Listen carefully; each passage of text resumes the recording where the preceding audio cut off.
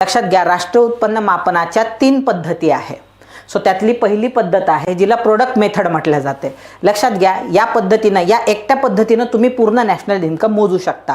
Product मेथडमध्ये काय केलं जाते, कोणतीही वस्तू असू द्या तुमच्या देशामध्ये किंवा सर्वात महत्त्वाचं सेवा असू द्या, वस्तू असू दे किंवा सेवा असू द्या, याचं अंतिम बाजार मूल्य विचारात घेतल्या जाते.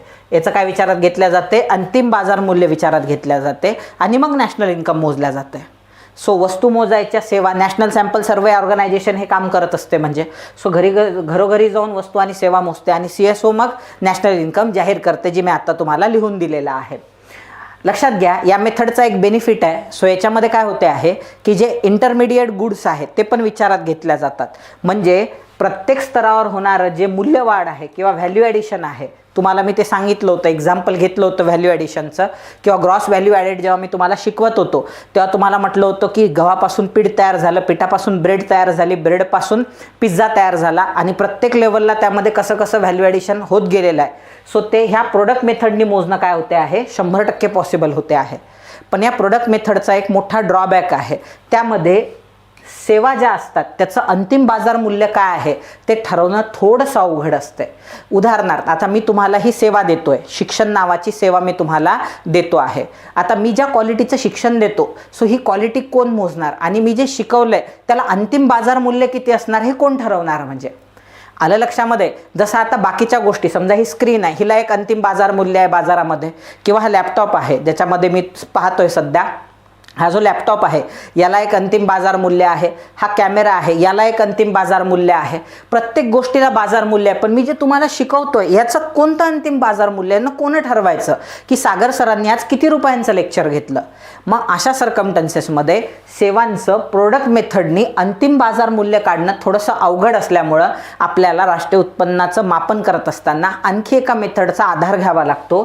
ती मेथड म्हणजे इन्कम मेथड आहे. लक्षात घ्या, तुम्ही इन्कम मेथडनी जाऊन पण सेपरेटली नॅशनल इन्कम मोजू शकता आणि प्रोडक्ट मेथडनी पण जाऊन सेपरेटली नॅशनल इन्कम तुम्हाला मोजता येते. पण याच्यामध्ये एक ड्रॉबॅक आहे प्रोडक्ट मेथड म्हणजे तो म्हणजे सेवांचं अंतिम बाजार मूल्य ठरवता येत नाही. म्हणून आपल्याला दुसरी एक मेथड शिकायची आहे जिचं नाव आहे इन्कम मेथड. इन्कम मेथडमध्ये तुम्ही वस्तू किती तयार केल्या किंवा सेवा किती तयार केल्या ह्या गोष्टी विचारात घेतल्या जात नाही. तुम्ही इन्कम किती कमावलं. फॉर एक्झाम्पल, एखाद्याची लॅपटॉप बनवण्याची कंपनी आहे, त्यानं किती लॅपटॉप तयार केले, त्याचं अंतिम बाजार मूल्य काय, काहीच विचारात घेतल्या जात नाही.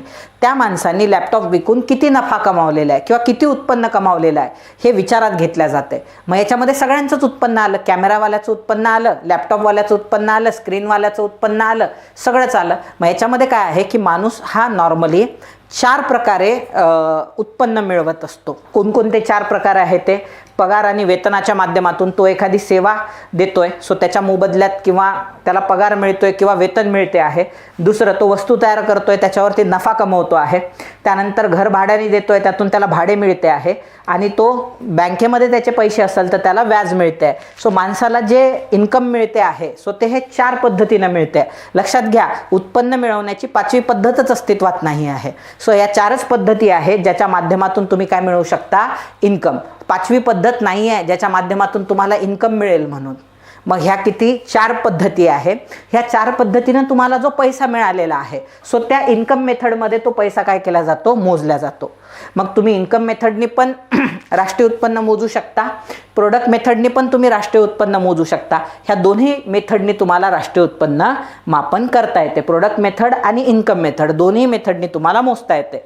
पण प्रोडक्ट मेथडचा फायदा काय आहे की तुम्ही इंटरमिडिएट काय आहे, म्हणजे गव्हाचं पीठ झालं, पिठाचा पिझ्झा झाला किंवा ब्रेड झाली, ब्रेडचा पिझ्झा झाला. सो इंटरमिडिएट याच्यात लक्षात येते. म्हणजे कुठं कुठं व्हॅल्यू ॲडिशन आहे. या मेथडमध्ये व्हॅल्यू ॲडिशन लक्षात येत नाही. यात वस्तू किती, लॅपटॉप तयार केले काय, कॅमेरा तयार केलं का, काहीच लक्षात येत नाही. सो कॅमेरावाल्याने उत्पन्न किती मिळवलं हेच विचारात घेतलं येते. तू कसं मिळवलं ते उत्पन्न, 2 नंबर करून मिळवलंय, वस्तू विकून मिळवलंय, सेवा विकून मिळवलंय, ह्या गोष्टी याच्यात विचारात न घेतल्या गेल्यामुळे यामध्ये व्हॅल्यू ॲडेड मोजता येत नाही. याच्यात व्हॅल्यू ॲडेड मोजता येते पण सेवांचं अंतिम बाजार मूल्य ठरवता येत नाही. हा याचा ड्रॉबॅक आहे. याचा फायदा असा आहे, याच्यात तुम्हाला सगळं इन्कम देशातलं मोजता येते पण कोणत्या स्टेजवर काय होते आहे हे याच्यात लक्षात येत नाही इन्कम मेथडमध्ये. म्हणजे ब्रेडचा पाव झाला काय, पावचा पिझ्झा काहीच विचारात घेतल्या जात नाही. आलं लक्षामध्ये? हा या पद्धतीचा ड्रॉबॅक आहे. प्लस पॉईंट पण आहे, ड्रॉबॅक पण आहे. मग आपण काय करतो, ह्या दोन्ही मेथडचं कॉम्बिनेशन वापरतो. सध्या भारत काय करतो आहे, ही जी प्रोडक्ट मेथड आहे आणि इन्कम मेथड आहे, सो राष्ट्रीय उत्पन्न मोजत असताना ह्या दोघांचं पण काय करतोय, कॉम्बिनेशन वापरतोय. कसं, जेव्हा वस्तू विचारात घ्यायच्या असतात तेव्हा आपण प्रोडक्ट मेथडने जातो, म्हणजे ज्यामध्ये आपल्याला व्हॅल्यू ॲडिशन पण विचारात घेता येते. आणि जेव्हा सेवा येतात तेव्हा सेवा इन्कम मेथडनी कॅल्क्युलेट करतो. म्हणजे फॉर एक्झाम्पल, सागर सरांनी किती शिकवलं याचं अंतिम बाजार मूल्य जरी नसलं तर ह्याला सागर सरांना ह्याच्यातून किती रुपये मिळाले हे तर आपण जजमेंट घेऊ शकतो ना आजच्या लेक्चरमधनं. तुम्ही ज्या लोकांनी ॲडमिशन घेतल्या, जे पैसे भरले अकॅडमीतून, सो मी किती रुपयाचं तुम्हाला शिकवलेलं आहे हे इन्कम मेथडवरून इझिली लक्षात येते. म्हणून सेवा विचारात घेताना इन्कम मेथड आणि वस्तू विचारात घेताना प्रोडक्ट मेथड. वस्तू विचारात घेताना प्रोडक्ट मेथडचा फायदा काय आहे, प्रत्येक स्टेजवरचे व्हॅल्यू ॲडिशन लक्षात येतात.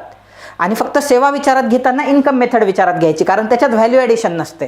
मी दिलेलं लेक्चर तुम्ही परत थोडी कोणाला विकणार आहेत दुसऱ्याला, सो त्याच्यामुळे व्हॅल्यू ॲडिशनचा काही संबंधच येत नाही. का बाबा मी व्हॅल्यू ॲडिशन केलं, सागर सरांनी लेक्चर घेतलं, ते मी कॉपी केलं, त्यात माझ्या मनाने थोडंसं व्हॅल्यू ॲडिशन केलं आणि मग शेवटी माझं सरांचं झाल्यावर 5 मिनिटाचं माझं लेक्चर टाकलं त्यात आणि मग पब्लिश केलं, असं तर होणार नाही आहे. आलं लक्षात? सो इथं व्हॅल्यू ॲडिशन सेवांना गरजच नसते. सो त्याच्यामुळे इथं इन्कम मेथड सेवांसाठी आणि वस्तूंसाठी प्रोडक्ट मेथड. सो ह्या दोन मेथडचं कॉम्बिनेशन करून सध्या काय केलं जाते, राष्ट्रीय उत्पन्न मोजल्या जाते. पुढे जाऊया आपण.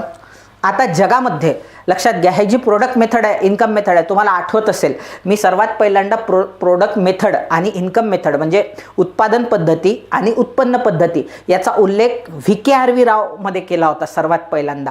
भारतामध्ये तांत्रिक पद्धतीनं राष्ट्रीय उत्पन्न मापनाचं काम जे आहे, सो ते सर्वात पहिल्यांदा त्यांनी केलं होतं. म्हणजे कोणी, आपल्या डॉक्टर VKRV राव यांनी. तेव्हा त्यांनी ही मेथड शोधून काढली होती, उत्पादन पद्धती आणि उत्पन्न पद्धती. लक्षात घ्या, विकसनशील देशांमध्ये आणि अविकसित देशांमध्ये ही पद्धती वापरल्या जाते. मात्र विकसित देशांमध्ये राष्ट्रीय उत्पन्न मोजण्यासाठी खर्च पद्धतीचा विचार केला जातो. सो भारत पण आता सध्या खर्च पद्धतीचा स्वीकार करण्यावरती विचार करतोय. म्हणजे भविष्यात भारत खर्च पद्धतीनं काय करणार आहे, राष्ट्रीय उत्पन्न मापन करणार आहे. मग यांनी राष्ट्रीय उत्पन्न मापन कसं केलं जाते, तर 4 गोष्टी विचारात घेतल्या जाते. सामान्य माणूस त्याच्या जीवनामध्ये 2 प्रकारे पैसा खर्च करतो. एक म्हणजे इन्व्हेस्टमेंटच्या माध्यमातून आणि दुसरं म्हणजे कन्झम्पशनच्या माध्यमातून. एक म्हणजे इन्व्हेस्टमेंटच्या माध्यमातून आणि दुसरं म्हणजे कन्झम्पशनच्या माध्यमातून. इन्व्हेस्टमेंट आणि कन्झम्पशन म्हणजे एक तर तो गुंतवणूक करतो. नॉर्मली लक्षात घ्या, जे सामान्य गरीब लोक असतात पण त्यांचा हाच प्रॉब्लेम असतो, त्यांच्याकडे येणारं जे मॅक्झिमम उत्पन्न आहे सो ते कन्झम्पशनमध्ये खर्च होते. कन्झम्पशन म्हणजे उपभोग घेणे. म्हणजे सामान्य लोअर मिडल क्लास आणि गरीब वर्गातला जो आपल्या देशामधला 90% वर्ग आहे, लोअर मिडल क्लास आणि गरीब वर्ग हा 90% आहे. आणि ह्या 90% वर्गाचा प्रॉब्लेम काय आहे की त्यांना जे उत्पन्न मिळते, मान्य आहे मला जेमतेम उत्पन्न मिळते 10-15 हजार रुपये, पण ह्या 10-15 हजार रुपयातला मॅक्झिमम खर्च जो आहे त्यांचा तो कशावरती जातो, उपभोगावरती जातो. म्हणजे घरचं खाण्याचा किराणा भरणे, भाजीपाल्याची सोय लावणे, त्याच्यानंतर घर भाडं देणे, याच्यातच सगळं त्याचं चाललं जाते. त्याच्याकडे शिल्लक काहीच राहत नाही, सेव्हिंग्स काहीच उरत नाही. आणि सेव्हिंग्स नसल्यामुळे त्यांचे इन्व्हेस्टमेंट नसतात. आणि इन्व्हेस्टमेंट अशी एकमेव गोष्ट आहे ज्याच्यामध्ये पैशापासून पैसा बनतो. सो पैशापासून पैसा बनतो म्हणून असं म्हटलं जाते की गरीब पैशासाठी काम करतात आणि श्रीमंतांचा पैसा काम करतो. कारण श्रीमंत लोक श्रीमंत का बरं असतात, कारण ते इन्व्हेस्टमेंट करतात. म्हणजे साधी गोष्ट घ्या, 15,000 रुपये असणारा माणूस जर त्याचा उदरनिर्वाह 2 वर्ष जेमतेम करत असेल 10,000 रुपयात आणि 5,000 रुपये बाजूला टाकून 12×5 = 60,000 आणि ते 60,000 2 वर्षाचे 1,20,000 आणि ते जर कुठं गुंतवत असेल तर लक्षात घ्या एक्सपोनेन्शियली त्याचा पैसा वाढतो. म्हणजे 1,20,000चे चांगल्या ठिकाणी गुंतवणूक केल्यास दुसऱ्या वर्षी ऑटोमॅटिक 2,40,000 होतात. त्याच्या पुढच्या वर्षी योग्य ठिकाणी गुंतवणूक केल्यास 2 लाखाचे डायरेक्ट 4,80,000 होतात. मग ते चालले म्हणजे तुमचे अर्थमॅटिक प्रोग्रेशनने तुमचे पैसे वाढत आहेत म्हणजे. आणि खूपच चांगल्या ठिकाणी जर गुंतवणूक केली, एकदम बुद्धिवान माणूस असेल तो गुंतवणूक करणारा, तर जॉमेट्रिक प्रोग्रेशनने तुमचे पैसे वाढतात.